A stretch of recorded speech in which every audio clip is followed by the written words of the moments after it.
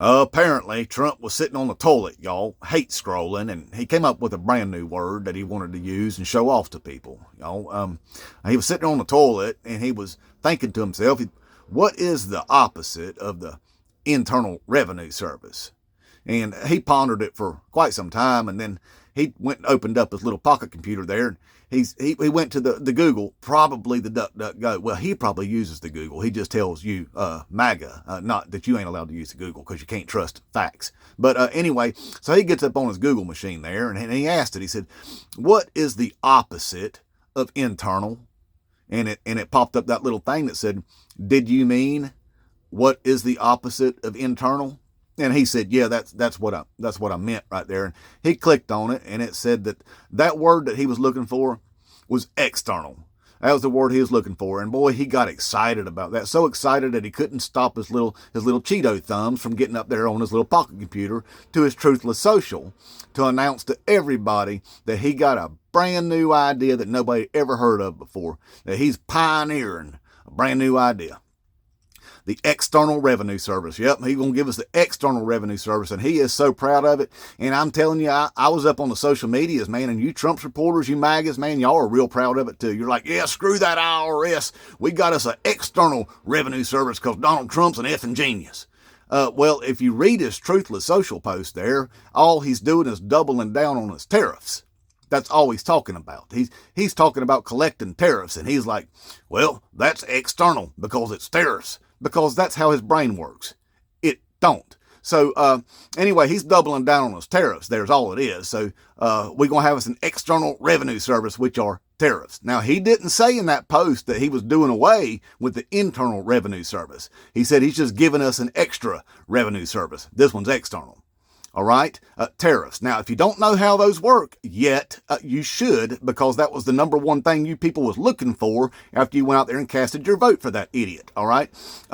So if an importer here orders $100,000 worth of Chinese goods, China don't pay 100 or don't pay that 25% tariff or whatever arbitrary number that he pulls out of his ass when he decides to do it, because he's talked about as much as 2,000% tariffs. So we don't know what the number's going to be. Okay. So anyway, whatever that number is, let's just call it 20%. All right. So when that importer brings those products over here, before they can take possession of those products, they have to pay that 20% tariff. So now their $100,000 worth of goods now cost them $120,000. All right.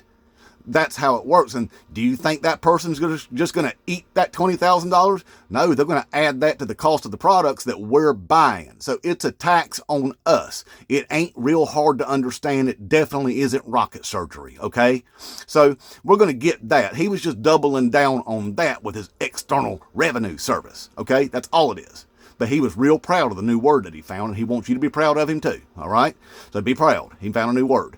But anyway, so he goes along and does that. Now, the guy that he appointed to be head of the Internal Revenue Service, just like all of his other nominees, absolutely not qualified at all. Not at all. This guy did manage a mini putt-putt location. All right. So he did oversee probably, I don't know, a dozen, maybe 24 employees, y'all, at some point. And then he did make his way onto talk radio, a conservative talk radio shock jockey, a liar. So he did do that, and then he managed to make his way into the Congresses at some point, probably, no, most likely, definitely through gerrymandering. And if you don't know what that is, that's whenever these Republicans will take a voting district and draw it up, make it look like it was drawn up with an Etch-a-Sketch. That way they carve out any Democratic votes out of that district just to ensure that the Republican in that district wins, because they don't have any opposition. Okay. So that's what that is. So the dude did make it to Congress, and the only piece of legislation that he ever co-sponsored, well, it was doing away with the income taxes. Yep. And I know y'all will be happy about that. No more income taxes. Screw them income taxes. Well, he replaces it with a 30% sales tax on everything you buy. All right. So good luck with that. Also, if you combine that with the 25% tariff, let's assume that's what it is. If you get somebody to help you do the math and add those two numbers together, 30% plus 25%, you'll come up with 55%. Okay. That would be our effective tax rate on families. Okay. Middle class and the poor will be paying that.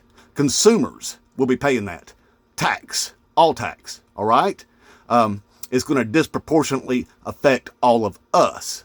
That's the way that will work. Now, meanwhile, while Donald Trump is at his coronation, we've got Jeff Bezos, Mark Zuckerberg, and Elon Musk all sitting on the front row, shoulder to shoulder there. And them three fellers right there combined have a net worth of over $1 trillion. All right? So if the average person out there, let's just say you got a net worth of $100,000, them three fellers right there are worth 10 million people. All right? That's what you voted for. A bunch of effing billionaires. And by the way, they're immediately getting busy making drastic cuts. They say $5 trillion in cuts to all of our social safety nets to pay for the $5 trillion in tax cuts to those three billionaires and then some that's sitting on that front row. That's what you voted for, MAGA. Inmate Trump.